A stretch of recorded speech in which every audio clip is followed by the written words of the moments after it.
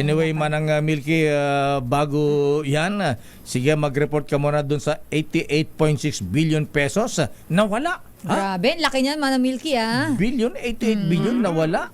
Nawala sa pondo ng gobyerno, revenue ng gobyerno dahil sa mga maanumalyang rice importation Naku. ng Duterte administration. Allah, ba't ngayon lang nalaman? Ayan, Aris number 12, Milky Regunan, please come in. Anyari, bakit?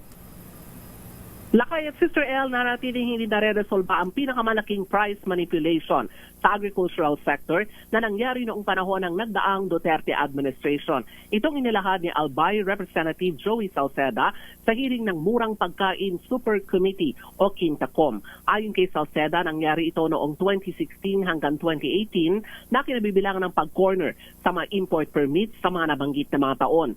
Sa hearing, binanggit ni Salceda, kinontrol ng private sector ang rice importation at minanipula ang import permits na naging dahilan ng pagsipa ng presyo ng bigas noong 2018. Tinaya ni Salceda, umaabot sa 88.6 billion pesos ang nalugi sa gobyerno sa forma ng buwis at naresolba lang ito nang buwagin ang rice tarification law noong 2019. Binigyang din ni Salceda, walang naipakulong o nakasuhan sa alegasyon ng panunuhol kapalit ng import permits at pag-ibigo naman ng NFA na tukuyin ang mga kartel kung saan na-divert ang pondo ang palay procurement tungo naman sa loan payments. Anyari ang tanong ni Salceda sa sinabi ni dating presidential spokesman Harry Roque na magsasampa daw ng kaso ang Duterte administration noong September 2018. Ako si Milky Regunan, nagulat Milky. para sa DZRH. Yan, Sakay. So, paano yan? Papatawag ulit si dating Pangulong Digong.